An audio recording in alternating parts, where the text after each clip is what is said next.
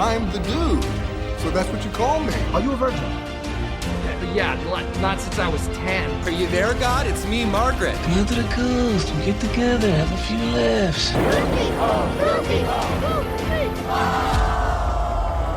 Gentlemen, you can't fight in here. This is the war room. Can I return it if it doesn't fit? It always fits. Eventually. Welcome back to Movie Mingle. I'm Caveman. And I'm Maggie. And today we are watching Amelie for our 22nd episode. Yeah, we did. You love this movie. It's a really sweet, charming, whimsical, good ending kind of movie. Yeah, but like... Feel good. But like, I think this is fair to say that this is your favorite rom-com. Yeah, it's up there with Sleep... Or, what is it? While You're Sleeping? That's more of a... While You're Sleeping is a nostalgic thing from my childhood. Amelie is... Oh, I mean, at this point, Amelie is also a nostalgic thing from our childhood. Yeah, but it also got me... time ago. It also got me into French films Yeah. and more indie films, like more indie than I was watching at the time. I think the only other kind of international films at that age that I had watched were like Japanese anime. How did you come across this film? You know, I was going to talk about that. And Jumping the gun a little bit, am I? I think you'll find it really funny where I saw this movie, where I saw the preview for this movie. Well, 2001, before...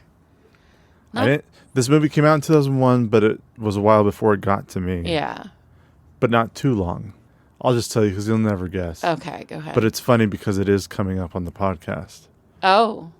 But I owned the Royal Tenenbaums on DVD without watching it. Why? Somebody told me I needed to... It was a movie that they thought I should buy and I would like.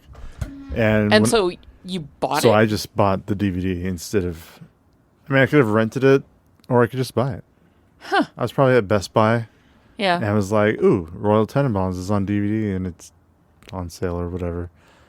Yeah, that was also my first purchase for a Wes Anderson film. Yeah. When the first time I watched Royal Tenenbaums, I did not like it. Yeah. I had to talk you into liking that movie, I feel like. I had to watch it. I had to watch it more times. We'll get to that in 2 weeks. In a couple of weeks from today, we will Yeah. be watching or talking about the Royal Tenenbaums. But on the DVD, the opening trailer before the menu is Amelie. Of course. The trailer for this movie was interesting enough for me to be like, I don't know if I rented it or bought it for... who knows? Knowing me, I probably just went ahead and bought it. The trailer says it's a good movie. I should watch it. And unlike Royal Tenenbaums, the first time I watched Amelie, I instantly... Yeah, liked it. It's a hard movie not to like. It's pretty fucking charming. It's so cute. Sweet and cute, yeah. And all these cutesy words, but whimsical and fantastical. I don't know what it was in me. I didn't see this movie until we started dating. You showed it to me for the first time because you were like, have you seen Amelie? And I'm like, no. And you were like, well, you have to watch it. And I was like, French films, or whatever. I don't remember being like thrilled at the idea of watching it. Sure. Because I was always just like, I guess, just I don't know, twee and fucking cute. And there was a time back in the early 2000s when really twee and really fucking cute stuff wasn't really my jam. Also, this came out while I was still in high school. Definitely no way I saw this movie in theater. There's nobody who was going to take me to see it. It probably wasn't even showing up where we lived. Where we lived, I don't think so. Like I said, closest probably would have been for me, Ontario. The DVD that we watched this on for the podcast was the DVD. The same DVD that I bought. Yeah. Physical media. Because Amelie's not on anything that I could find unless you rent it. Yeah. We were watching it on a slightly older TV, so the DVD... It still looked a little squirrely. It looked aged. It looked like it was filmed on film. It did, yeah. But no, so you made me watch this movie when we were probably dating. I remember liking it when we saw it then. But having watched it yesterday, which was only my second time I've ever seen it, having watched it yesterday, I was like, how did I not make this movie my fucking identity. It's so cute. It's so whimsical. It's so adorable. I want to be her. I already saw some similarities in us anyways. I was like, oh my God. I was like, if I had have seen this movie in 2001 when I was 17, I would have made it my existence. I would have gotten the cute fucking hair. I would have taken French with that bitch of a French teacher at my high school. I would have become Amélie. So maybe it's for the best that I didn't see it as a young kid, because I would have been insufferable. And I know that because I was insufferable when Moulin Rouge came out, and The Mummy, and so many other things. No regrets. Yeah. Well, Amélie from 2001 was directed by Jean-Pierre Jeunet. I haven't seen... Actually, I've seen most of his films. I was like, I haven't seen most of it. Delicatessen, I think, is the only one I haven't seen, which was his first film. The City of Lost Children, which we talked about, which was with Ron Perlman. Funny enough, and Ron Perlman does a great job at speaking French in that film. Oh. Alien Resurrection was also known... Alien 4 is another way to put it. Yeah, because you know me and those alien films. Yeah, I know. Just to give everybody out there an idea of which number it was, who haven't seen it or don't care about Alien. But it was the fourth one. And it also had Ron Perlman in it and another actor that we'll talk about later.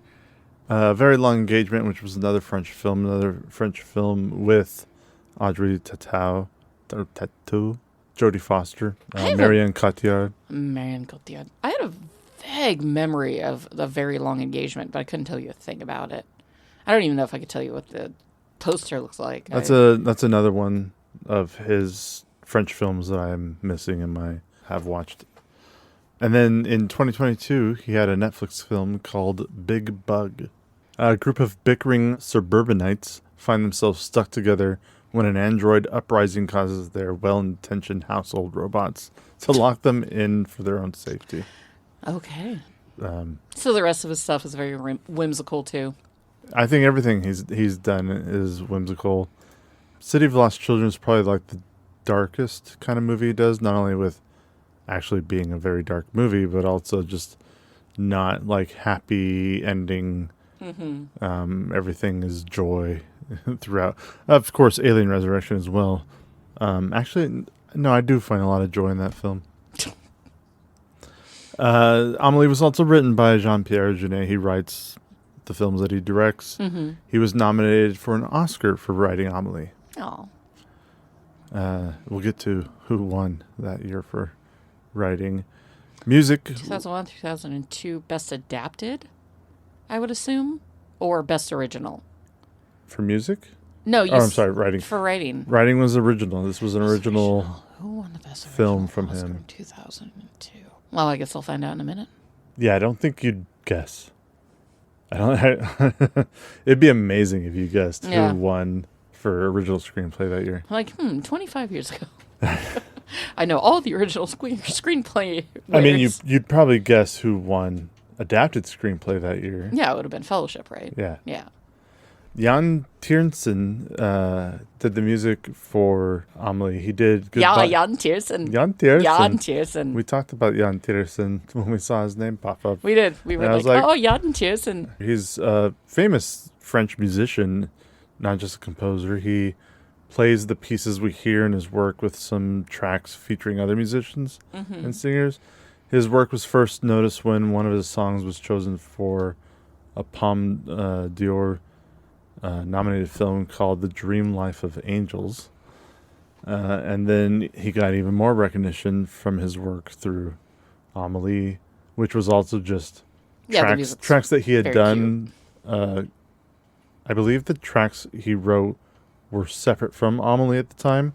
The producers used that music for the movie. Oh. Cinematography was by Bruno Debano. 30 projects since the early 90s. He's been nominated for 6 Oscars. Nice. We all know this guy's work. Oh, do we? He's been nominated for 6 Oscars. Hasn't won one. But has won 23 awards and nominated for another 99 times. Damn. His 6 Oscar nominations are for the films Amélie, A Very Long Engagement, Okay. Harry Potter and the Half-Blood Prince, Okay. Inside Llewyn Davis. Oh. So Which will be on now the list you know next the season. now you know the Yeah. connecting tissue between this movie and Oscar. Oscar. Darkest Hour with Gary Oldman when he played Churchill, Okay, yeah. and The Tragedy of Macbeth with Denzel Washington, which I haven't seen. No, but I mean, I saw a of the trailer like for scenes that I've seen of Yeah. that, it's black and white and striking as hell. Very so, striking. Yeah. And I don't think I've ever gone through the entire story of Macbeth. Macbeth's a hard one. I know that we did it in high school. I am almost certain we read it in high school. I didn't. I mean, in AP British Lit, we definitely did Hamlet. I have a vague memory of doing Macbeth, like out damn spot and all that jazz. Yeah. But I don't feel about the Scottish play the way that. Ooh, I'm sorry, I did say the Yeah, word. you said the cursed word. Yes, the now Scottish our play. stage is gonna fall apart on Damn us it. when we go step The out. only person doing Break a that leg. is Robin. Yes, producer Robin. If you hear any microphone nudges, is because he only loves me when we're podcasting. This is the only time he will allow me to love up on him. He is just getting head scritches and like pets and rubs because He looks like he's having the time of his life. he's Just- so happy. But this Like, is the only time that he'll let me do this. Otherwise, he likes getting kitchen scritchings, but that's on his butt, and that's only in the kitchen. So I take what What a time I weird can cat. with our producer. Our producer is such a weird person. He's such a weird person. I care more for Hamlet than I do I think the Macbeth. only And I always will. Like, Hamlet's always going to be, if I have to watch a Shakespeare drama about a whiny, bitchy white man, I'm going to watch Hamlet. the only Or Romeo and Juliet, but that's a pair of them, and I love them. the only Shakespeare plays that I've read are Romeo and Juliet, Mm-hmm. Merchant of Venice, I also have never seen A Merchant of Venice. Hamlet, Oh, Hamlet's so... but I don't remember anything about it. Well, let's read some Hamlet, and then we... Actually, you know what? No, Oh, let's boy. watch Kenneth Branagh's Hamlet. It's like 4.5 hours long, and it's so fucking boy. good. It's basically unabridged, and it's so fucking Or pretty. we watch Hamnet. No, ew, And- no, ew. Rotten Tomatoes has the movie had a 90% from critics Yeah? and 95% from audiences. Yeah, people fucking love this score. I know what the IMDb score is, and I am shocked. Well, Letterboxd has it at a 4.2, Metascore of 70 because Metascore is dumb, Yeah. and an 8.2 on IMDb. 8.2 from IMDb for this little French fucking rom-com. Yeah. I think a lot of people my age and maybe a little bit older and Yeah. maybe a little bit younger, I think there was a right age group when this movie came out attached themselves to it. And like, I do credit this movie of getting me into more foreign films, foreign language films. Well, that brings it to an average of 84%, which That's pretty decent. is very good Yeah. for a French film when you're talking about all these critics from America, more than likely. I mean, French cinema has had a long history of bangers. Oh, And I like haven't amazing. seen a lot of, like, I have seen probably more Italian films than I've seen French films, definitely more Japanese than French. And I feel like that is something that I need to fix because, there are a lot of French classics that I have not seen. And actually, in general, there's a lot of, like, European classics. I've never seen, it's not Life is Beautiful, but it's something like that. Like, I know that's an Italian film made in the 50s, and I, off the top of my head, cannot think of it, and I can't look at IMDb, because if I take my hands off our cat, he'll bite me. All of this to say is that, yeah, I need to brush up on my French cinema. I mean, one of my all-time favorite that has become one of my favorites because I saw it recently and now it's in my top 4 on Letterboxd, but La Haine is a great What is that about? French film. It takes place during the 90s, the riots in France. A lot of younger citizens took to the streets because of the way They were being treated. they were being yeah. treated. It's normal. Yeah. That's very French. First world country versus people who don't feel like they're being treated like a first world citizen. Yeah. essentially. A bit spiky and a bit, French. The things that are kind of feeling like they are in America. La haine means hatred. Oh. You're following three characters in France during the day after a very violent riot, and just the kind of political and ideological ideas that the movie It's kind of funny. shows you is it sticks with you and it makes you think, which is why I like it. How many Criterion Collection films do you own? I only own this one, Yes. La haine. And I own Inside One. Llewyn Davis. Yes. And both are connected through Amelie. I don't know. It just popped in my head. I was like, wait a minute. Or at least we're connecting them. Yeah, I guess. I mean, yes, we are. But we have talked about both independently. They are the two fact French films. That, we brought up both of these movies independent of the fact that we both own them. Yeah. They're our only Criterion purchases. The Passion of Joan of Arc from 1928 is a very, very popular French film, famous Why do I know that? for, I believe it's a silent film. Yeah. I remember watching some film history and that coming up. It is part Yeah. of, a lot of film history will probably cover that one. The 400 Blows is a very popular film. In a row? 37. My girlfriend sucked 37 dicks. In a row? And Breathless is one from Jean-Luc Godard, famous French director. That's the thing. France has France many has some bangers. famous French directors throughout, like 30s through 60s, especially, that changed cinema forever. Mm-hmm.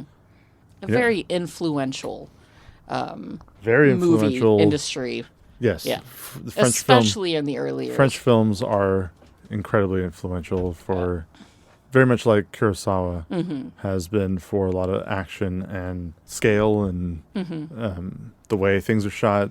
French films have been like, this is the way you film and show a drama. Yeah, or a romance. Or romance. Yeah. Amelie was made for $10 million, and it made $73 million in France. Okay. $33 million in the U.S. Nice. And $69 million Nice. everywhere else. For a total of $175 million. It's a solidly modest hit, yeah. And I remember this movie being a big thing, too. I remember people talking about it and how fucking cute it was. It I was is like, still, okay, whatever. I don't have any specifics on home media, but it is still one of the most widely looked for bought DVD and VHSs on the market. Aw. Does it have like a Blu-ray or... I doubt it's got a 4K, but does it at least have a Probably Blu-ray? doesn't have 4K, but that would be interesting if it had a... Yeah, I Yeah, I would it's like to true. think that this film would get a 4K, Blu-ray 30-year out there somewhere. anniversary. Yeah, because It not for the could. 25th. No, not for No. the 25th. 50 years anniversary. Finally on 4K. And by then, 4K is obsolete. Yeah, And it's on to probably. like 19K or whatever. Maybe that's what they're waiting for. They're just like, let's just wait for the next media. Let's just wait for 8K. Yeah, in 10 more years, we'll have to replace our entire Everything. media collection. The TV, the Yeah. cables, Because it's all going to look like the shit. player. But how could it look worse? every movie title. Like, it looks so good now. How do they improve upon it? Because I don't like watching TVs where it looks like you could reach through and touch everything. I mean, that weird, like, motion blur thing that exists where you're like, I don't like it. So so makes me what's feel next? uncomfortable watching motion. Smell-o-vision? blur. Did you know that Amelie got 60 awards Good for them. and another 74 nominations? Good for them. It was nominated for 5 Oscars, 9 BAFTAs, a Golden Globe, and a Critics' Choice Award. It won the Critics' Choice Award for Best International Film. All right. It won 2 BAFTAs, one for production design and the other one for Best Original Screenplay. In the world of the Oscars, like I said, it was nominated for 5. The first one being Best Original Screenplay. We were wondering earlier, what other movies were nominated that year? Well, you got Memento, Oh, well, shit. Monsters Ball, and The Royal Tenenbaums. But the winner yeah. was Gosford Park. Fucking... Why is it that we have such a distaste for Gosford Park in our mouths? Because I saw it once as a kid and went, ew, David. And you're over here, like, ew, David. Oh my God, ew, David. But I remember Gosford Park being a fucking thing. Like, people liked it. That was I'm sure critics that Robert were... Altman, right? The director, I'm almost positive. I didn't even look that was up. Robert Altman, the esteemed director of many films, including my beloved MASH, which, if you have not seen the movie version of MASH, first of all, we really should cover it for the show. Secondly, I fucking love that movie. It is wacky. It is so much fun. If you only know the show, watch the movie. Also, the cast, I would bang my way up and down that cast like there was no goddamn tomorrow. It was Robert Altman. The book's really good, too. Yeah, see, I told you it was Robert Altman. But yeah, people were, like, feral I'm for not Gosford the biggest Park. Ryan Phillippe fan. No, I don't really. I mean, Ryan Phillippe is... And he had a big part in that. Maybe we need to watch it to understand why people... Because it was a big film. And it at least won one Oscar. It was also super... Like, it was very... very British and hoity-toity. British, and it reminds me of all the... Like, like... fucking upstairs, downstairs. What is the name of that goddamn What's show? the Netflix show that you've obsessed over? Oh, Bridgerton? Yeah. No, it's not Bridgerton so much as it's not the Bridgerton era. It's the the other show that everybody fucking for. ape shit for, and everybody's like, "Oh my God, have you watched this?" And I was like, "No, absolutely not." And they made a movie it looked really, really boring to wrap everything up. Yeah, and why can't it? Also had Maggie Smith in it, yeah, right? Which famously. Gosford Park has Maggie Smith in it. Hugh Bonneville, who I love, and it was called Downton Abbey. Fucking Downton Abbey. How did we forget that? Because we didn't watch it. We weren't part of that. No, we were not part of that. Downton Abbey is part of pop culture that is completely out of my... Yes. Like Wheelhouse and Care, Yeah. too, for that matter. Because, like, okay, don't get me wrong. I, like any, millennial white woman, yeah, I'm a fucking Anglophile, right? I love England. I love Especially their history. older England. I love older England. Like, absolutely, I would go to a Regency ball and be so happy. Pride and Prejudice forever. I am already starting to gather a gaggle of gals to go see Sense and Sensibility when it comes out in October. Like, I am set for that. But I don't like that pre-war, in-between war, like, British period of the Downton Abbeys and your upstairs, downstairs. I find very little redeeming about... like those characters in that era of British history. I'm very much just like, oh, okay. I've never kind of taken to that era of British aristocracy the way that I have, like, your Bridgertons, your Regency. 1930s. Yeah. Is what and even, like, Victorian, is still a lot more romanticized and fun than that era, which was just sort of like, yeah, in between Especially the wars. post-war. Yeah, in between the wars. And then England. post-war, it gets really sad, and then from there, it gets kind of crazy. And, I only really like the first season of The Queen, for what it's worth, or The Crown, I should say. I watched The Crown up until Diana and Charles got married, because once Diana entered the picture, it felt like watching a horror movie, and all I wanted to was like, run! Yeah, just reach through the Now, a lot of camera, people grab said her, that. and be like, get the fuck out, go, run. Because I was so aware of Diana and I loved her so much, which is funny because, again, bringing it back to the film, I was so devastated when Diana died. I was so sad because I, again, as a millennial white woman, fucking loved her. It is funny that I think this was the second time. Didn't we bring Diana up before this movie? I don't remember when. But all of this to say, yeah, that's when I gave up on The Crown because I was like, oh, God. They were also nominated for Best Art Direction, Set Decoration. The Oscars. Yeah, from the what? I forgot we were talking about the Oscars. Yes, we're still talking about the Oscars. The other nominees were Gosford Park, Harry Potter and the Sorcerer's Stone. Yeah. Would Fellowship have been And nominated for that? Fellowship was also nominated Yeah. for that. But 'Cause, I mean, the shut winner Yeah. was Moulin Rouge. Oh, fuck, yes. Oh, my God, the elephant room. I want my bedroom Great to set. look like that. Cinematography, How have we not done Moulin Rouge? we have a lot of movies in the world. I know, but like fucking Moulin Rouge. The other nominee for cinematography, Mm-hmm. the nominees were Black Hawk Down, Oh, God. Moulin Rouge, Oh, God. The Man Who Wasn't There, which was Mm-hmm. the Coen Brothers movie with Billy Bob Thornton. And actually, I don't know if you remember The Man Who Wasn't There, but Roger Deakins was the cinematographer for that, who, of course, is 1917, Blade Runner 2049, Jesus. Shawshank Redemption, Oh, God. Fargo, A Brother Where Art Thou, No Country for Old Men, Did True Grit, Sicario. not Andrew Taylor. He's the guy from Weta. Who was the cinematographer for Was Lord of the Rings nominated? Lord of the Rings 1. So that's what I thought. And Yeah. that was not Andrew Taylor, but oh my God, who's the cinematographer of The Lord of the Rings? I know this, and you're going to say the name, and I'm going to be like, how? Honestly, folks, Andrew Lesney? Andrew Lesney. Oh, See, I don't was even so sound- close. I was so think close. I would have even been able And to. Andrew Lesney is gone now too. He died a few years back. But yeah, Andrew Lesney was the cinematographer for Lord of the Rings, and Andrew Taylor is the Weta guy. The Weta guy. Yeah. And that's how I was. The Andrews. Completely. I mean, The Andes. they both work very hard at making Lord of the Rings look like Lord of the So Rings. fucking good. I mean, okay. So here's the thing, right? All of But they beat. My thing was that they beat Roger Deakins. Like yeah, but how did but that it was, movie? but it was compare for the man to- who wasn't there. Yeah, how does that movie compare? It wasn't. It wasn't up against or Brother Were Out There or Fargo or Yeah. Shawshank or 2049. 2049 is 1917. 1917 and 2049 are such visually gorgeous films. No, it's not saying that the guy didn't deserve his Oscar, but So it was, fucking- Fargo and Oh Brother Were Out There are also yes, but visually. The Shire, The Mines of Moria, that scene where the Fellowship walks past Erebor, and Fellowship is my favorite, it's my favorite Lord of the Rings film. but also the look. Yeah, Like the look of it is I think it beats the other two as far absolutely. as the way it looks. Oh, it 100% because almost the other two almost become a little more digital than They add than more the and more Fellowship. CG is Yeah. added as you go. and that's not a bad thing. But Fellowship was so Fellowship is practical, so and practical those and so ligatures and pretty. miniatures and forced perspective. I mean, my God, the solid. Argonath, when the camera kind of like zooms up on him and that bird Yeah. comes out of the pupil and flies away and makes that little chop, chop noise.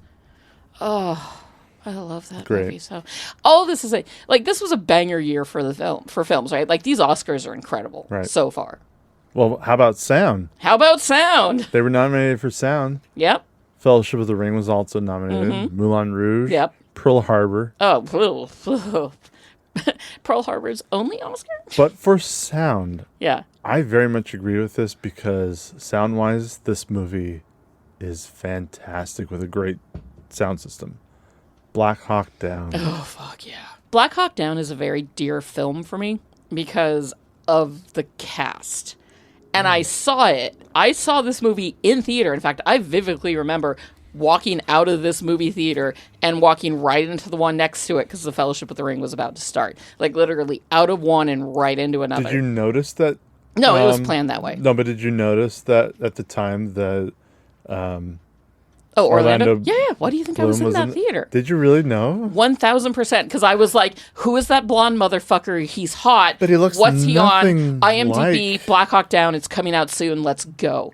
I'm pretty sure, I am almost positive that a friend of the podcast, Jesse, saw that combination of movies with me, and maybe our friend Angie too. And I remember my friends that I took, because I was like, we're going to see a double feature. We're only paying for one.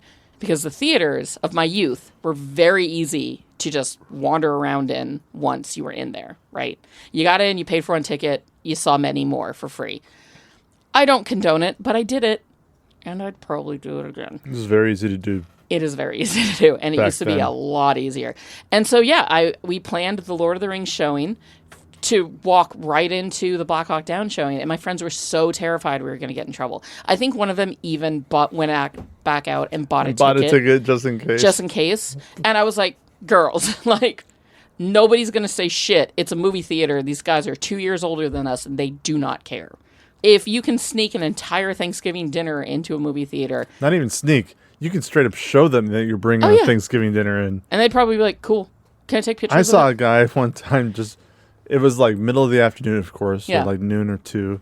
He had like the plastic bag, obvious styrofoam to go Mm-hmm. meal, and a drink that he brought from outside. The whole thing was The whole obviously kit from and outside. caboodle. And they're just like, yeah, "All whatever. right." Yeah, they You just bought a movie ticket. That's all they care about. yeah. Like, that you're in the seat that you're supposed when to I be was in. a kid, they were very notoriously water bottles, like, checking purses, all sorts. I mean, you had to get creative about where you hid your Yeah. candy growing up. But these days, they don't fucking... I mean, when we went to see the Odyssey the other day, I'm just holding my water bottle, and I saw the ticket taker look at it and kind of give a... God damn it. Look as if probably to say, since it's not like a personal water bottle, right? It was like a, we almost Trader always Joe's water bottle. still buy stuff We at the always still buy concessions. things. Yeah, so it's not like we we're... get a discount. But sure. the way I saw them look at the water bottle and just be like, I know I probably have to say something, but I just don't fucking care. Anyways, so yeah, no, I absolutely went to see Black Hawk Down because Orlando Bloom was in it, and because Ewan McGregor was in it, and because the rest of the cast was full of stone cold hotties, and then it turns out to be a really good movie that's really heartbreaking, and it's been years since I've seen it, so we might be due for a personal rewatch of that one. Amelie was also nominated for Best International Film. Yeah, of course. And it also did not win that one. That one went to, because, I could tell you what all the other nominees were, but the winner that year for Best International Film was a movie called No Man's Land. It's a film from Bosnia and Herzegovina. Tells a story about the two countries at war. Yeah. And it won the Special Jury Prize at Cannes. So... I mean, the Bosnia conflict was fucking crazy. And I still don't know a whole lot about it, in all honesty. Except for both countries aren't even there anymore. Like, the entire titles of the countries have changed that exist there. So, yeah, that might be something I need to Wikipedia deep dive into one random afternoon when I have nothing to do. Really light reading, fun stuff. Well, that brings us to the cast. And as much as I like this cast, I don't know a lot of people from the cast. Yeah. There's a couple that I'm aware of. Obviously, our main character, our titular character, Audrey Tautou, or Tautou, I honestly don't know how to pronounce it. She's a very prominent French actress. She's been working in France for a very long time, which is understandable because she's a very good actress. 50 projects over since the 90s, and I think the only late other 90s, no less. The only other movie that I think I've seen her in is The Da Vinci Code. Mm-hmm. I'm sure there's a lot of other French films that she's in that I probably enjoy, but unfortunately, I haven't seen them. Yeah, and it's kind of hard, too, because, just like any film, you can't always trust the title and or the synopsis to know whether or not it's good. But I'm sure we could probably ask the internet what her 5 best films are, and we'll pick something out. And IMDb tells you, but, a very long engagement, like we said, would be interesting to watch just because it's also directed by Jean-Pierre Jeunet. And it's a story about a woman searching for her fiance during World War I. So, fun times USA. I'm sure it's a lot of happiness. I would like to watch The Da Vinci Code again. I really would. I, like many people, picked up that book, cracked it open, and then didn't put it down until I finished it. Because I remember that book came out at Barnes & Noble. Yeah. Just because of it constantly took up space. Mm-hmm. Because it was an easy read, and it was just fascinating enough to kind of hook you in. I like those kind of movies like the this. Movie was good. Well, the this movie was and fun. National Treasure and Sahara. All these they're this scavenger clue hunt leads into a movies. next clue, which leads into a next clue. Scavenger hunt movies. I always feel like I'm getting like a good history lesson at the same time, and then you find out later that none of it's true. Yeah. It's like, God damn it! At least tell me some. I should have believed Dan Brown when he told me that Mary Magdalene had several children. I mean, she probably did. Yeah, she probably did. Dominique Pignon plays Joseph, who's the guy who's... Yeah, he's like stalking his ex-girlfriend at her job. Yeah, and anytime she interacts with a male customer, he calls her a whore, essentially. And then Amelie, in her grand wisdom, decides to set him up with the hypochondriac cigarette girl. That's not an easy thing to say. And, That dude is harassing his ex at her job Yes. and calling her a whore a lot. But he's just lonely. Yeah, he just needs love. He misses his true love. That's not true love. He just missed being with somebody because he needed a woman to take care of him, Her or like nobody. all men. But Dominic Pignon plays this character, Yes. and he is pretty much an actor that the director puts in pretty much every single one of his movies. I remember first noticing, like, I saw Amelie, and then... Actually, no, that's not true. I saw Alien Resurrection before Amelie. And that might have been another thing that got me to watch Amelie eventually. You're like, wait a minute, this cute-looking movie comes from the guy that did Aliens 4. Which, at the time, when Alien 4 came out, I was into it because I just liked the action and violence and the alien gore in it. So it was less about whether or not the story was good, because it's not. You know, one of the coolest things about it is that you finally get to see Ripley as kind of an unstoppable terror badass. Yeah, that, like, a super badass. Like, she goes from this kind of just space trucker who is obviously terrified of this alien. Yeah.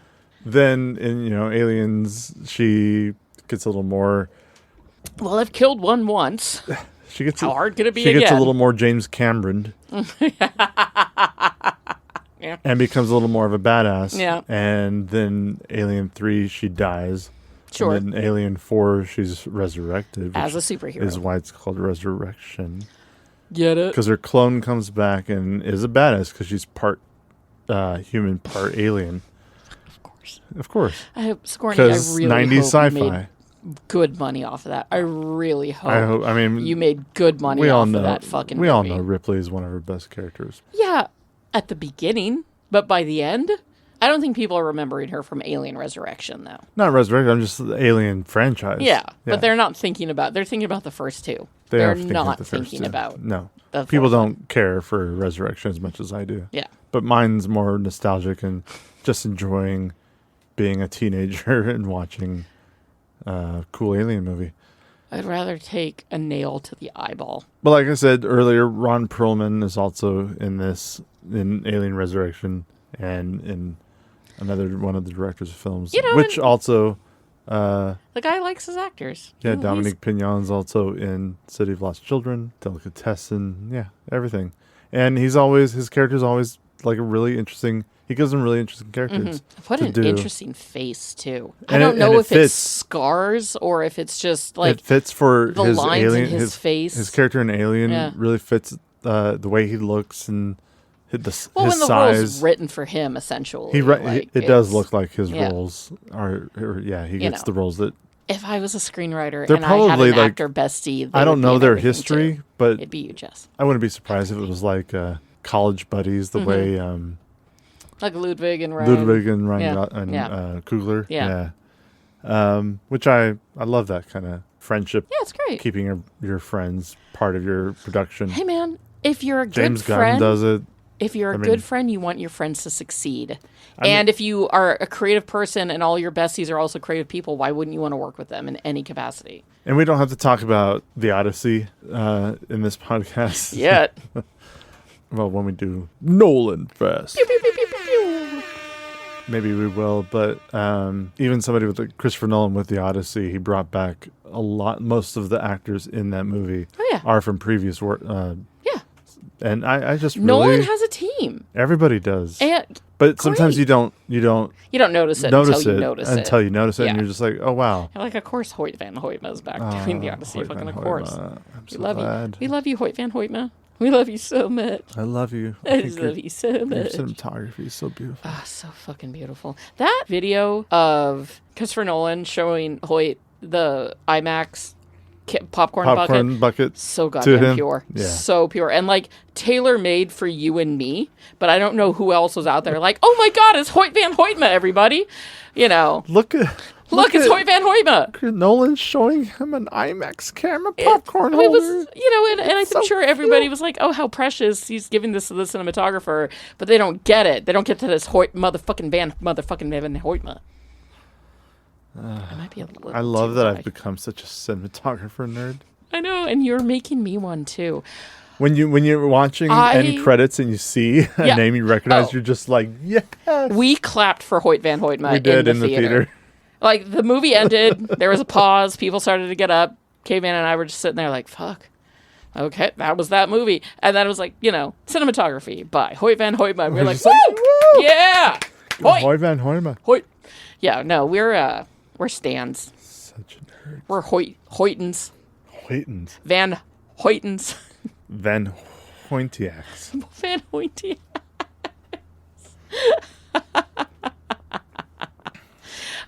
Since we don't have a big cast, do you just want to jump right into it? Yeah. So, what did you think about watching Amelie so many years Later? Later from the last time. And Going into it, I was excited because I know that this movie is dear to you, and I know that this movie is very cute. Both of these things I remembered, and I was excited to sit down and watch it with you yesterday. You know what, it's funny, I don't know how much of my memory of what that movie was that, and mixed in with, like, Pushing Daisies, which is equally brightly colored and twee and fucking, whimsy as hell. But as we settled into the movie, first of all, I barely wrote any notes. Not that I could read them right now, because producer Robin is passed out on top of them. But I barely wrote any notes. I find it incredibly hard to watch movies with subtitles and write at the same time, because you look down to write something and then you're like, oh shit, I just missed a full line of dialogue. Yeah, same thing happened when we were doing Seven Samurai. Last week. So I just at a certain point gave up and was like, fuck it, I will just do my best to remember this movie. But anyways, all of this to say, whimsy is so goddamn important in life. This world is what it is. I mean, sweet listener, you have eyeballs. You have some sense of literacy when it comes to the media. And I would hope, really do. And you see that this place is an absolute garbage dumpster fire, 24/7, awful all the time. But it's not. It's not. It's also blueberries ripening in the sun, and birds on the trees, and kids laughing at the park, and the taste of that, like, chocolate shell over a vanilla ice cream pop, right? Like, that sort of flavor that you're now tasting in your mouth, and you're going to want to go get one of those ice creams soon. So do it. Whimsy is very important, I think, in leading and living a very grounded, well-rounded life, right? Like, I can be aware of the horrors of this world, of the injustice, of the terror, of the genocide, of all of it. I'm very aware of that. But also, I'm kind of a whimsical little motherfucker. And that's what keeps me going. And that's what keeps my heart light. And what gives me hope is just the whimsy of everyday life and how fucking ridiculous it is and how much fun it is. I've had 2 separate mental health professionals tell me that they appreciate my outlook on life. Because despite the fact that I have some severe mental illness, I am a very happy-go-lucky sort of person because I hold to that whimsy and to that joy and to that hope. But just whatever, like, multiverse Maggie that's out there who discovered this movie at 17 and made it her entire fucking existence, because I would have, I hope she's okay. And I would like to think, knowing my big, soft heart and my kindness towards other people and my love of being alive and of the whimsy in this world, I'd like to think I'd be doing good out there. I would probably definitely have been to France, if not living there. I hope she's okay. That other version of me. And just hoping that, folks, is fucking whimsical. I want to watch it again because now that I'm aware of the plot and aware of what happens, I want to be able to, like, I feel like I need to watch it at least 2 more times. Once more just to read the dialogue to catch on to the story parts that I missed. And another time to ignore the dialogue altogether and just look at it. Because it is hard to, like, read the subtitles and glance up and be like, wow, look at that setting. I'm sure there is. And I'm sure it's terrible. But in the way that all dubs are. Yeah. But yeah, no, I was really glad to watch this yesterday. I really enjoyed it. I'm really glad we chose this one. Is Amelie borderline Manic Pixie Dream Girl only because is it borderline because she's the main character, not trying to. Yeah, yes, she doesn't. Yes, there's a love interest, but it's not the main focus of the story. No, it's not only whatsoever. not the main focus, but it's also Not she towards the doesn't end. save this man or Yeah. teach him a lesson or anything. Right. They just fall in love because they're perfect with each other. And she's not there to serve a main character of any sort. I think what you and I think of the Manic Pixie Dream Girl, which came around after Amelie, I think those girls were all inspired by Amelie. I think that she is a pre-Manic, and I know that the term Manic Pixie Dream Girl, I think, is older than Amelie is, but really used in the height of it, right? That 2003, 2004 plus era, like the late 2000s era of that, female character trope, I think was inspired by Amelie. She was pre that. She was one of the mothers of it, if you will. Because people... The term was coined because of Kirsten Dunst's character in Elizabethtown. That's it, yes, which was... 2007. Yes, you're right. I'm sorry. I was mistaken. But it's still... It's about that, like 2000s. Yeah, but I mean, I think about... The character that I think of first when it comes to Manic Pixie Dream Girls is Natalie Portman's from Garden State. And that's 2003, 2004, I think, when that movie came out. Yeah, I mean, it's her Lost in Translation. Lost in Translation. But they were all because of Amelie, right? I guarantee you Zach Braff watched Amelie and was like, oh, not to say that he stole it or anything. I'm just saying that he had to have been influenced. I think a lot of people were influenced. Because, again, this movie was huge. And it was beloved. I think men kind of saw the type of character Amelie was, missed a few parts of her that they couldn't see or didn't acknowledge, and turned that into your Lost in Translation, your fucking Garden State, your New Girl, all of it, right? Even though there are some female writers in that, but you know what I mean. I like that there are things in life that Amelie would care much more for than being that kind of character. Oh yeah, no, she's too kind. She's not that character because she's very similar to one because of her quirks and personality. Well, yeah, again, she's the mother of that trope. She's, one of the aunties of that trope. Yeah, without her, we would have gotten different versions of these characters, because I think that 2001, the height, when this film hit, it was perfect for all these creators later on to come out with these characters and these stories inspired by, right? And Amelie is such a strong female character, and she is such a pure heart and a goofball and all these wonderful things, and her cute clothes and her fucking 90s dresses with her thick, combat boot-esque shoes. It's just so late 90s, and it's so fucking cute. That style also kind of carried over into what we think of the Manic Pixie Dream Girl. So all of she was absolutely an inspiration. And she's not, but she's a better person. And she's not an emotional support for anybody. No, she's not. No, she does these little things, in fact, to make her feel better. Yeah. It is to make her she gets such a joy from helping other people. And making other people, giving that guy his tin box of his childhood. His past. I wrote down, I would die to be able to pass that kindness on to somebody else. To find something like that. Something and then like being that. able to track the owner and down. give it to them. And now I'm the type of person that'd be like, hi, sorry to interrupt, I have something for you. I want to be involved in that. I want to be thanked for that, because I have a desperate need of approval and appreciation. I would want to be there face to face, but I understand that she's a very shy person due to her insanely wild upbringing. And she wants to pass on the kindness without the, not gratification, what's the word? The fanfare, the applause, right? She's not doing it for validation. She's just doing it to be kind. She wants it. Which is why she is somewhat a better person than I am. Donating $1 billion to something and doing it anonymously. Yeah. You're not doing it for the clout. You're doing it because that's the thing to do. That's the right thing to do.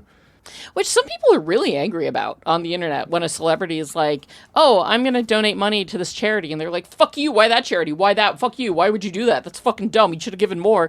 And then when they don't do it, it's like, well, why don't they do it more? Why don't they attach their name to it? Like, why is it secret? And it's the same people saying it, but that's because there's so many miserable sons of bitches in this goddamn world. Nobody can be happy and more about anything. people need to be whimsical. It just makes life more fun, guys. It makes you a better person. Going through the trouble We need better of people. the gnome going around the world, taking pictures and mailing them back to the dad. Did we only ever see one picture? I thought he had like a couple in that letter. I thought I only remember the one of him, of the gnome in front of the red square. And then I didn't clock that the reason that that happened was because the flight attendant friend was doing that. He was taking like, hey, do me a favor since I watch your cat all the time. There was more than one. I can't remember where else the gnome went. There were parts of this movie. Maybe I was looking down at my book. Been. Maybe I was There's a lot of taking too many hits off my pen. I don't See? know. There's some black spots in this movie, which is another reason why I want to rewatch Maggie it blacked soon. out a lot last night. I did not. There is something absolutely wonderful about giving kindness to strangers. I was having a rough day last week. I was angry at men, as most women are these days. Not my men, Fucking I will men. like to say. It had nothing to do with the men in my Not immediate all family. men. I will come across this fucking table, not on the Amelie podcast, sir. I will throw this cat at you. Oh, look how I know he's so happy. asleep. He's He's so content. out. Anyways, I was having a bad day, and I was angry at the world and at men. And I made the mental decision, and this is something that I've done before. I made the decision that I was going to compliment every woman I could while I was at work. And I work in a public-facing job. So I was throwing out, I love your hairs, I love your dress, look at you, you're fantastic, your outfit's stunning, that's the best movie you could possibly ever want. Like, I was just, like, lavishing praise on women that day. And there wasn't a single one of them that didn't perk up and brighten up in that beautiful womanhood way that we all are very aware of when somebody compliments you and you're just immediately like, oh my God, thank you. And it makes your day. It was selfish because I wanted to feel better, because I think that all acts of kindness can be a little selfish, right? I mean, not like throwing yourself into a river to save a drowning kid. That's instinct, especially if you both survive. But like, you know, me deciding that I was going to spend the entire day complimenting women was a choice I made because I knew it makes me feel better. And it made them feel better. And I would like to think, not only did they compliment me back on something or just be like, oh my God, thank you, I hope you have the best day, like, you're amazing, you know. So not only was I getting those comments back, but I would really like to think that even if just one of them went out and then complimented another woman and it just passed on that kindness, right, paying it forward, if you will, those little acts of kindness are rebellion, and they can change the world, and they can make somebody's day brighter.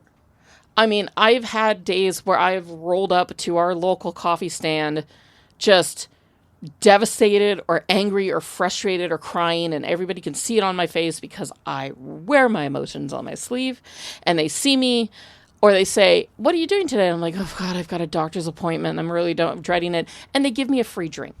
Right? This is on us. You know, go have a nice day. I've worked in jobs where, for good reasons or bad reasons, we gave flowers away to customers. You know, we'd be like, oh my God, it's your birthday and you're by yourself. Give me a second. I've got to go talk to my manager. And then come back with a bouquet of roses being like, happy birthday from us. Right? That always brings joy. It always brings happiness and hopefulness and whimsy into people's lives. And it's such a good thing for all of our souls to experience. You know, last week we were talking about Seven Samurai and the line, you know, you survive a war by protecting others, right? You protect others and thus protect yourself. The same thing is said about just everyday life. If you put joy and kindness out into the world, it begets joy and kindness. And it just continues on. And that's what we need in this world. And Yeah, 17-year-old Maggie would have been fucking insufferable when this movie came out. Oh my God, I'm sorry. I'm ranting. I'm waxing poetic, if you will. But yeah, that's what this movie teaches me, is that like kindness and joy and whimsy are always the answer. They always are. And you've seen it. You've seen me touch people. Wait, that sounds terrible. I have seen you touch people. And we've talked about it. Maggie, you need to stop. But they look so soft. You need to ask for permission. They look so first. soft. I want to touch that fabric. If a woman's wearing velvet, I'm helpless. No, you've seen how my positivity has impacted other people. Yes. You've seen it in yourself. You've seen it in our children. You've seen it in our friends. To have a loving and generous heart is so much fun. It is so much fun, guys. Let's try it.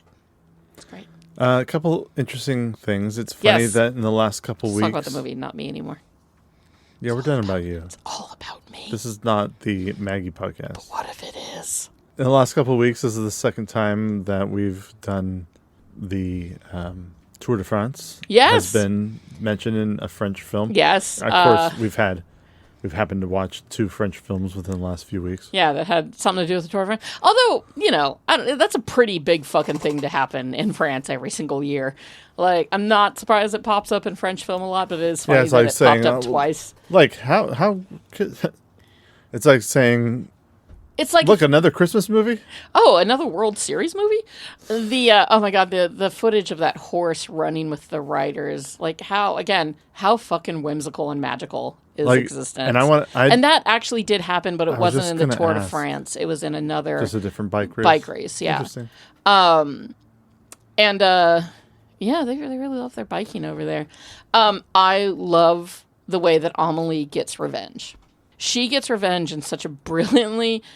such a cruel way that's not cruel at all. It's so personal and it's so petty and it's beautiful. Yeah. But she's up there. A neighbor of hers makes her think that her camp... First of all, Amelie's childhood is... how any good human being came out of that childhood is exhausting and insane. 2 autistic parents, a lot of neglect, the fact that her dad thought that she had a heart murmur because he only touched her during physical exams because he was a doctor. And so she was just excited to be be touched by her father, to have physical contact with her dad. And he didn't realize that and thought it was a heart defect.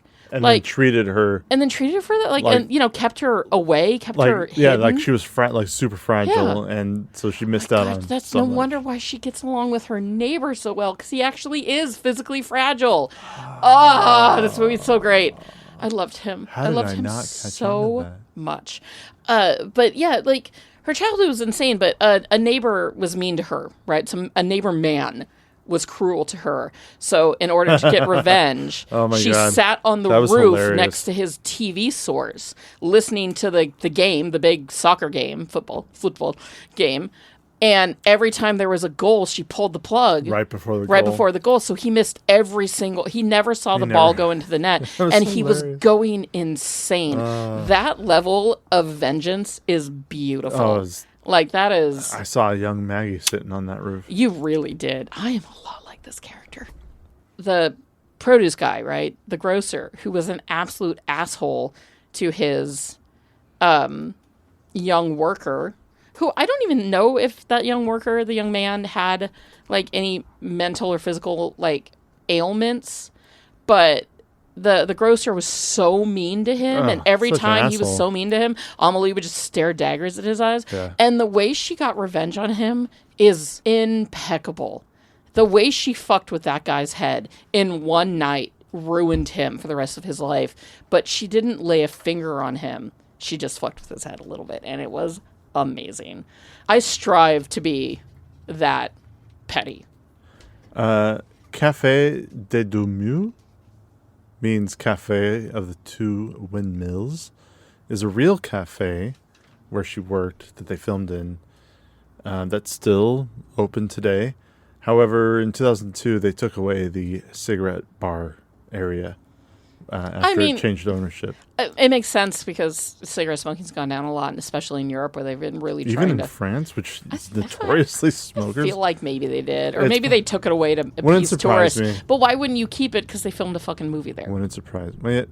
True, but yeah, well, it was new owners, so they probably said, "Fuck it." And then in something else I thought was interesting because we talked about Gosford Park not too long ago, but Emily Watson was originally meant to play ridiculous. Amelie. And he wrote the part for Emily Watson. Yeah. The whole story had to do more with an Englishman living in London. Yeah. Or Amelie's father was an Englishman living in London. And, but Amelie was still French. But Emily Watson's accent was not great. Not that great. Mm-hmm. But it didn't matter because of her conflict with filming Gosford Park. Yeah. She wasn't able to be an Amelie. And so he rewrote it. Wait, Emily Watson? Yeah, Emily Watson. English actress, Emily Watson. Because I'm like, when I read that on IMDb, I was like, oh, I have an idea of who she is in my head. And then now I'm like, wait a minute. I'm thinking Emma Watson. That's why. She recently was in Dune Prophecy, the TV show. Yeah. And she had a great part. Of? She had a great part in Hamnet as well. Everybody in their fucking Hamnet. I'm not going to cry. I can't watch it because I'm not going to cry that hard. I just can't do it.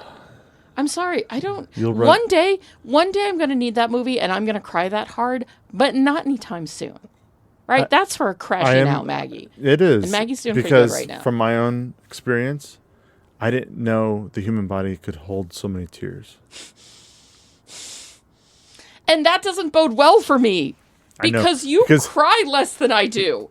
It must have been it was a long time coming. It was, Hamnet's rough. Like, no. Yeah, I know who Emily Watson is. And look, Multiverse Maggie out there has seen the Amelie with her in it, and it for good or for ill, it is what it is. But, I think that due to the fact that they couldn't get their first choice, I feel like that probably improved upon the film. It did. I thought having a French film that took place in France and everybody in it is French and speaks French because they are French. Yeah. I think it all works out very well. Yeah. It's not like fucking Beauty and the Beast, which is a French movie. I can understand a French director / writer wanting to write a movie that's not in their country. Yeah, sure. That makes sense. Yeah, why not? Plenty of you go, Glen people do it. Yeah, sure. But everything just worked out the way it was meant to be, and because it's such a sweet movie, so memorable. Yeah, and all the characters. I'm so glad I still had it. Yeah, on me DVD. too. I mean, not that like $3 on Amazon. It doesn't matter. The worst thing in the it's world. just something special about having, knowing that's still there. It's just like with your Independence Day VHS. Yeah, it's still the one. I mean, I still have The Matrix and Saving Private Ryan DVDs, which were the first two I ever bought. I feel the same way about my original extended editions of The Lord of the Rings. Those big, thick fucking DVD sets that are all up there. Like, I think when we merged homes and lives and got rid of all of our extra DVDs, I kept mine and got rid of yours of those. Well, especially because Sean Astin's autograph is in one of them. Mine is over there. And did we keep them both? Mine's in a case. Yeah. Mine's in the special case. That's it. You got the special case, and I kept mine. Three are separate over here. Oh my gosh! And like the Band of Brothers box set over there is the original box set. that metal tin. Yeah. We still have the coolest DVD case I think we own is the Enterprise from the J.J. Abrams' first Star Trek, although followed very closely by a transforming.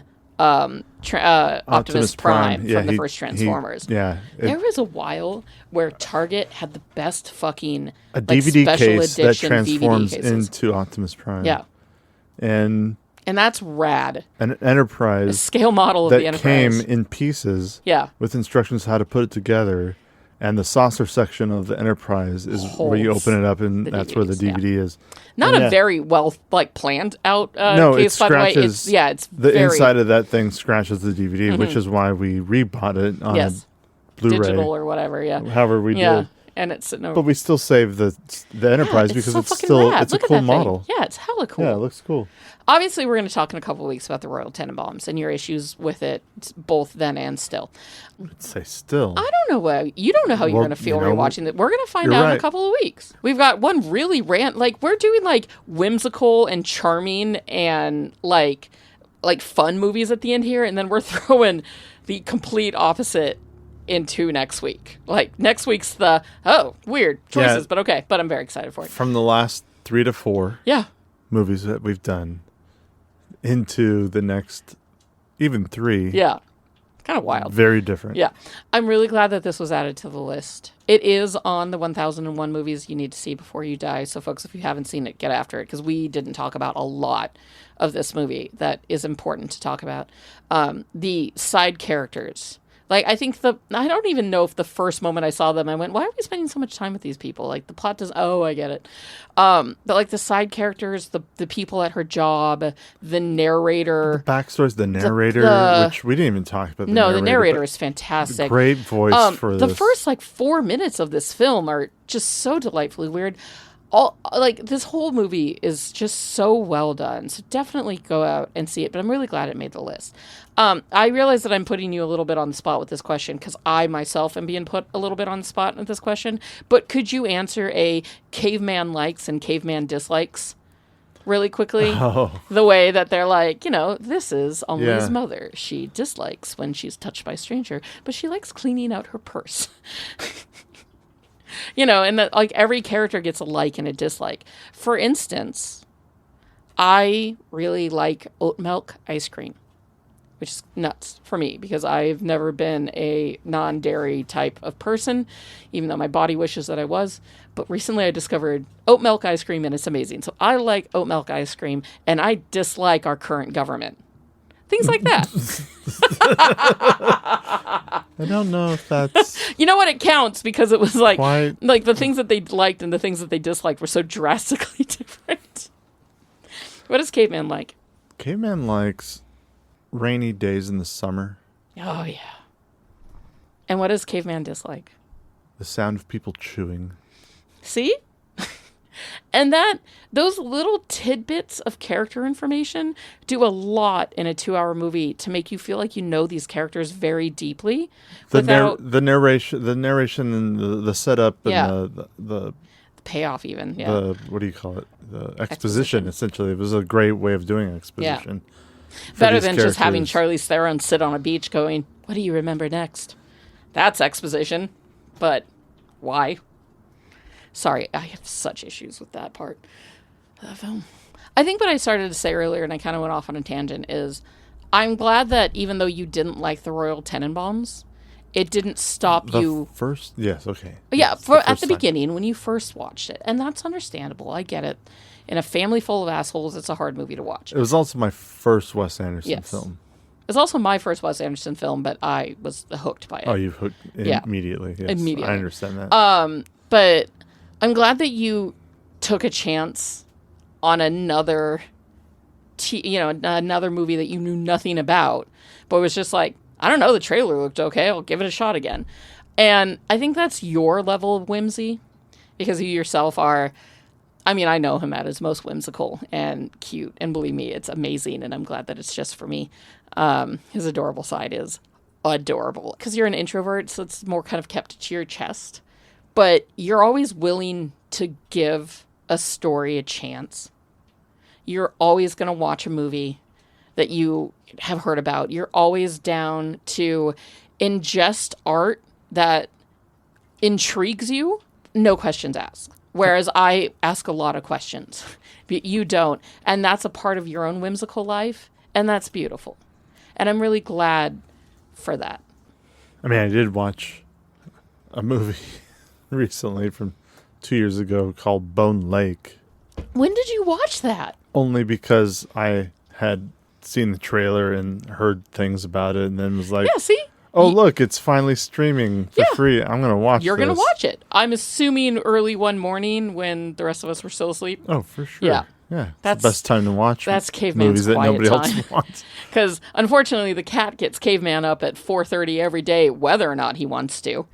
And the rest of us sleep in. So my beloved comes out into the living room and plays his video games and watches his movies and catches up on his shows because that's his quiet time. If anybody wants to watch a movie about sex on a lake, nobody ever has sex in the lake so or it's near not the actually lake, a bone lake. but they have sex in a house by the lake. Oh well, I mean, And there are bones, human bones in the lake. So if that also helps you out with the title. I mean, just a gun to your head. What do you give Bone Lake? What do you rate it? Oh, probably right off the top of my head, I'm going to say 2.5. Ooh. But I'm going to look at my letterbox just to see what I gave it. See, even a bad movie, he's still excited about. Unless it's the Meg 2, and then he just gets angry. At least Bone Lake tried. He hates that movie so much, and it brings me such joy. I gave Bone Lake 2 stars Ooh, out of 5. zing, Bone Lake. I mean, it's not a great movie, but it was fun to watch. More like Flaccid Lake, am I right, folks? Yeah.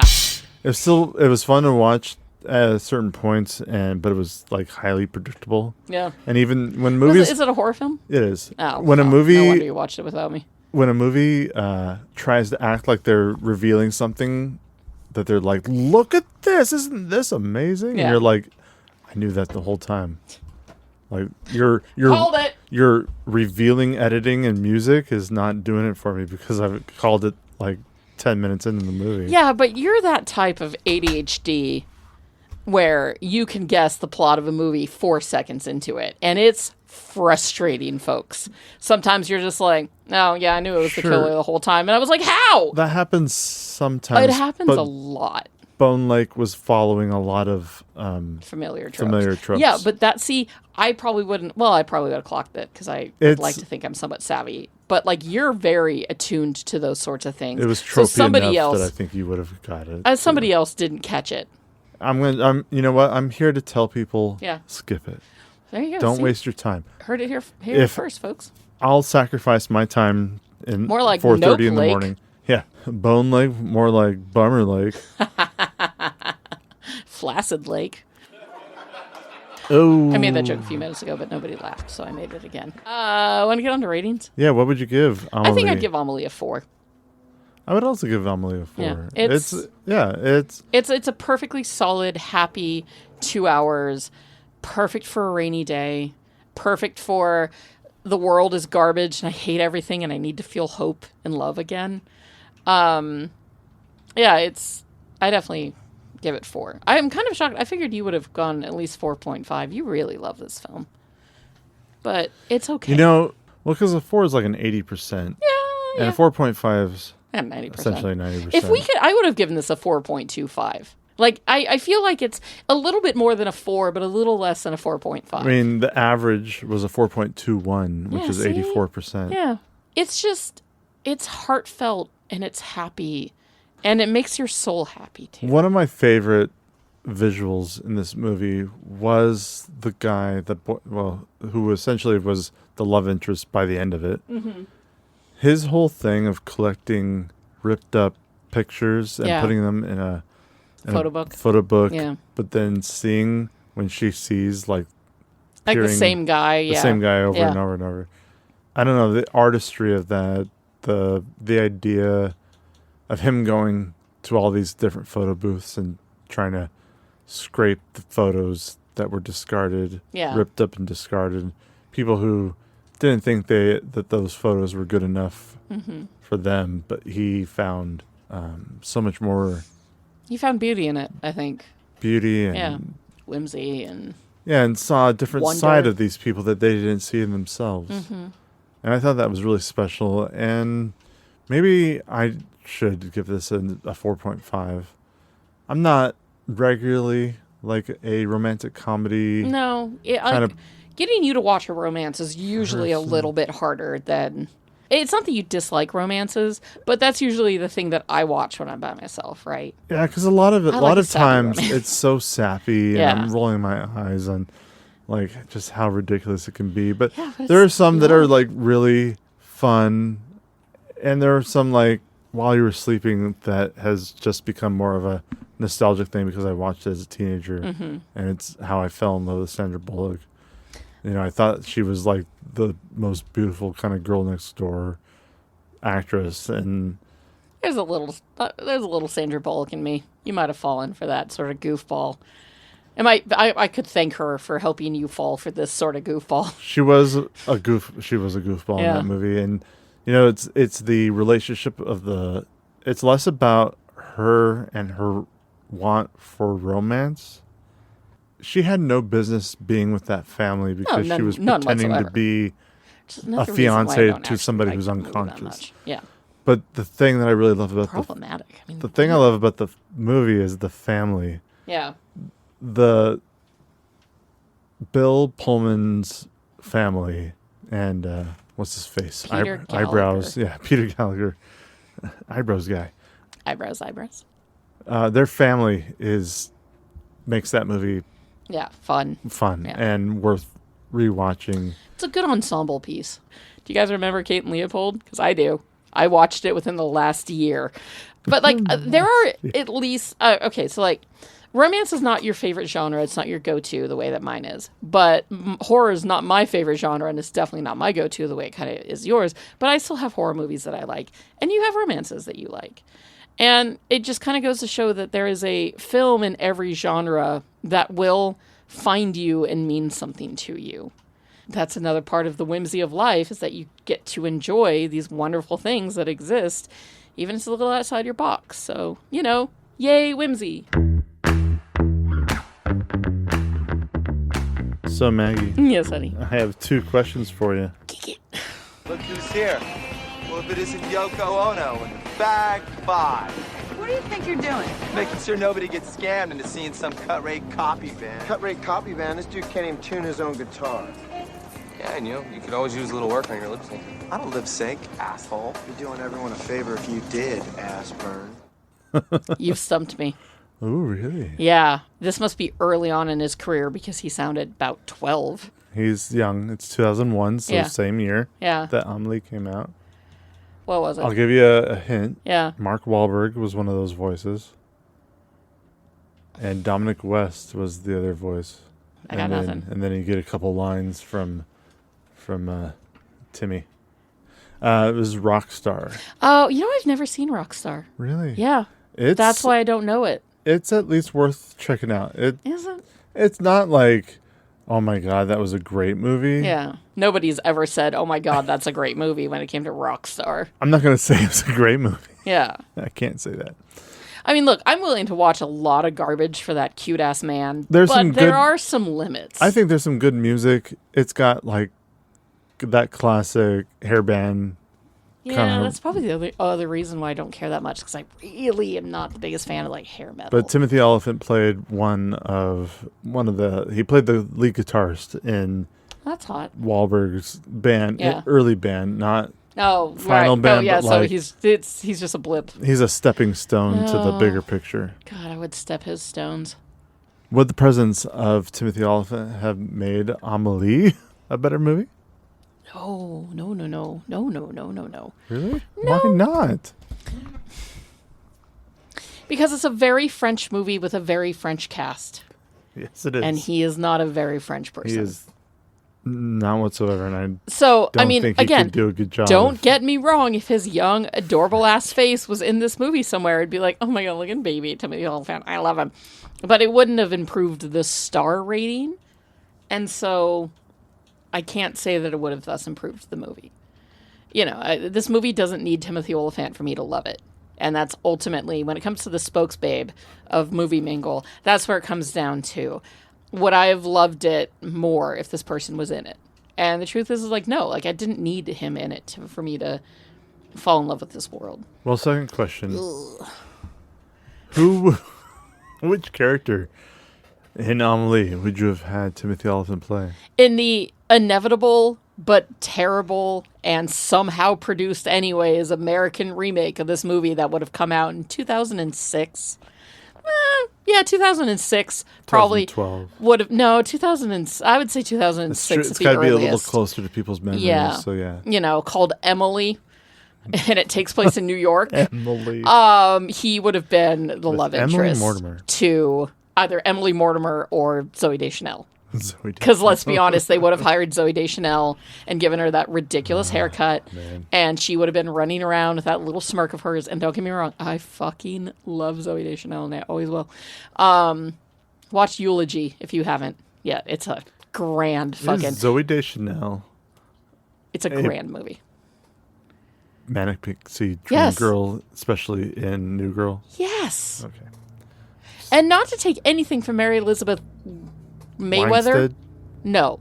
The creator of New Girl. Oh. I want to say her name is like Mary Elizabeth like Mayweather or something like that. I think there's weather in the last name somehow. I think that Manic Pixie Daydream Girls are better written by women because they are allowed to be more whimsical and human than just jiggly breast, goofy haired, slightly insane twee girls that men wrote of that same era.